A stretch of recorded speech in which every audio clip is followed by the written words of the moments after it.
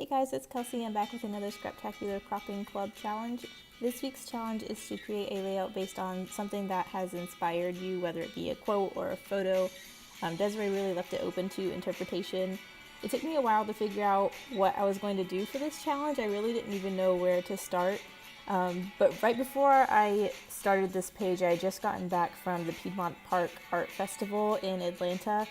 And I just kept thinking about this one artist who posted, or not posted, but his whole tent was a lot of pictures that were black and white, kind of grungy looking areas that had something in the photo that was a very bright pop of color. So I decided that I was going to do a black and white page here with a color photo.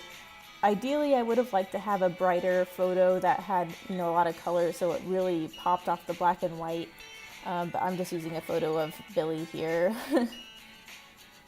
So I took out my DCWV jet black stack, which is printed cardstock, and just pulled out a lot of different patterns to use. I knew I wanted to do a lot of layers here, so I'm just going through and trying to start the background.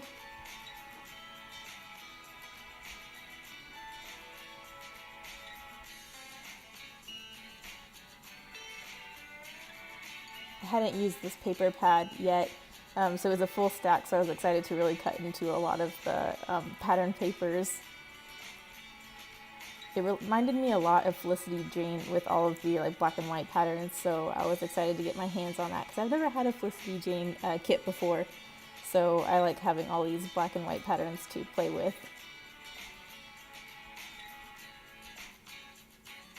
That skinny chevron is super busy, so I only want to use a little bit of it as my border.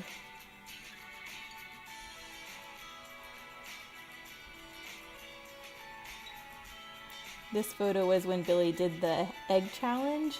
So if you haven't seen that before, just YouTube or Google #egg challenge and you'll see it. Basically, you're supposed to just pass your dog a raw egg and have them hold it and pass it back to you without breaking it.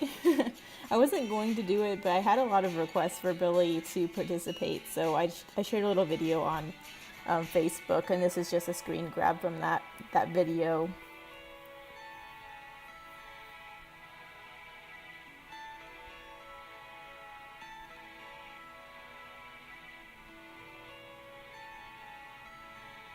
I'm just trying to figure out how to layer all of these black and white papers.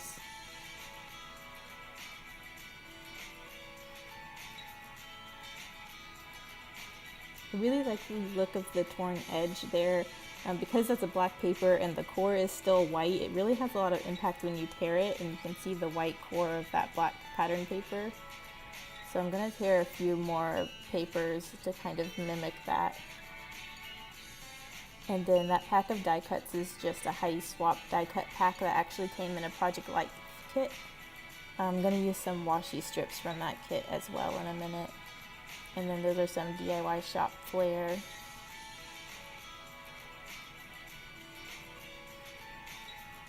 So based off of my inspiration, I knew it was going to be a black and white page, and then I was just going to have one pop of one color. So because Billy is the only thing in that photo, my pop of color is just going to be gold. So I'm trying to think about different gold elements I can end up bringing in. And that's a Vibe Studio chalkboard tag there that I end up just throwing some twine in. I really thought I would use this foil printed acetate. I believe it's create paper from an older collection.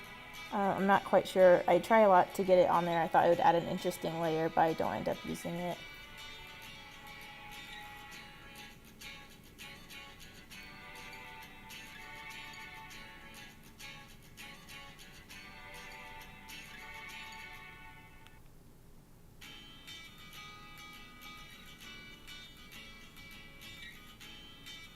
There we go. And then I had that scrap from the piece I gutted behind the mat, so I'm using that as another layer again to mimic it inside of those photo layers.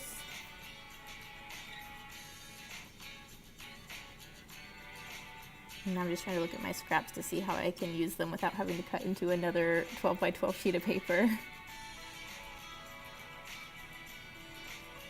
And I have that die cut in the upper right hand corner. I liked it there because I thought it mimicked the printed design that was on the lower left-hand corner on that background paper. I end up moving it because it's for whatever reason it's messing with me after I add the washi tape, having it up in that upper right-hand corner, so I end up moving it. In the end, I kind of wish I left it there. I really do like how it balances the printed design, but it's okay how it ends up. I just end up moving it down to a different spot. But layering it over that washi tape there, for whatever reason, was looking really strange to me.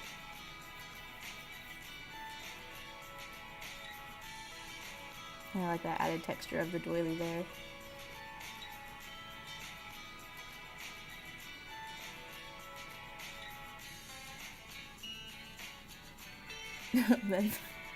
Oh, Billy.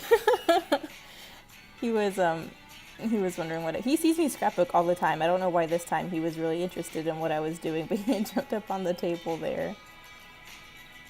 And then that's the thicker Daquiri font. I was out of E's, but I had a ton of C's left over, so I just Frankensteined the E's that I need out of some scraps. You can tell they're Frankensteined, but that doesn't really bother me. If this was going to be a gift to somebody, then I would make sure I actually had appropriate E's, but they're going in my scrapbook, so I don't mind that you can see that it was a C that I made into an E.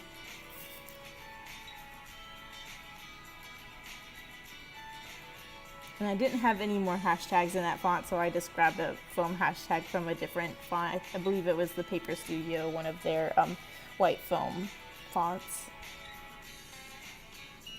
And I'm just going back to those Heidi Swap die cuts to try and spread that gold around the page in a few more areas and just add a few more layers.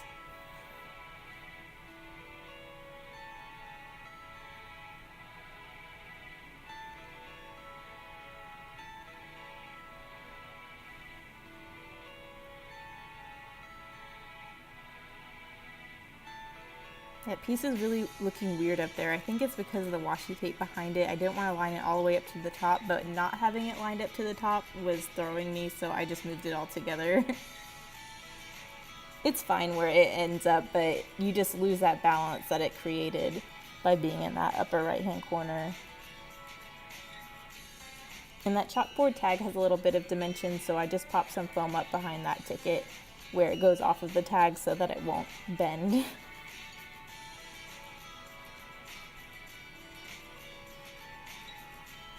And then those are some Maggie Home gold foil word letters I'm going to sprinkle on the diagonal.